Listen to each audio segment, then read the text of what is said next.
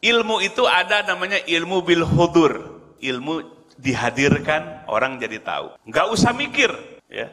Namanya ilmu dengan metode thorikoh, metode bil hudur. Cukup dihadirkan, jadi tahu. Nggak usah banyak mikir.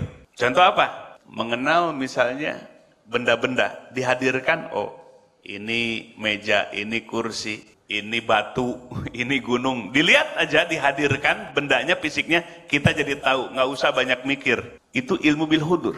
Ada ilmu lebih tinggi, bitafkir, dengan berpikir.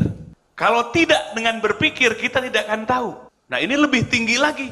Contoh misalnya, di dalam tubuh manusia ada darah, ada sel, ada otot, ada tulang, ada daging, ada kulit, semua. Itu bisa diketahui secara mendalam fungsi-fungsinya kalau kita belajar dengan cara berpikir. Ilmu kedokteran berbicara tentang sel, tentang darah. Ada sel darah merah, ada sel darah putih. Kita makan bingung, apa itu sel darah merah? Tapi kalau dipelajari, itu nggak bisa cukup dihadirkan. Bahkan nggak kelihatan. Jadi ilmu paling rendah adalah bil hudur dihadirkan. Nih, muk. Tuh, namanya bil hudur. Ada yang harus bil tafkir, dengan cara berpikir.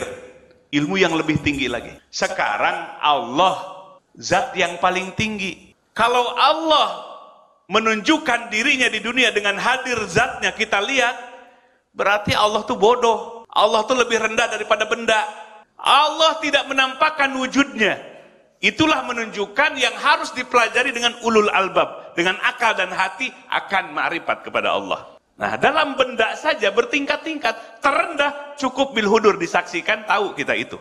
Tapi ada yang lebih tinggi, harus ditafkir dengan cara berpikir, dianalisa seperti tubuh kita, darah, sel, dan fungsi-fungsinya.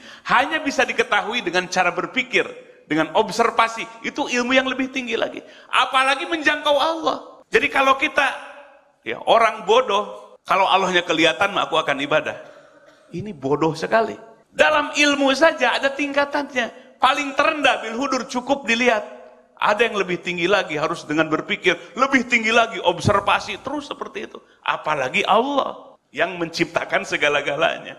Maka cukuplah Allah memberikan akal dan hati, dan Allah ciptakan alam sebagai ciptaannya. Fungsikan akal dan hati, akan melihat di alam itu adalah sebagai ayat, sebagai dalil wujudnya siapa? Allah Subhanahu wa ta'ala.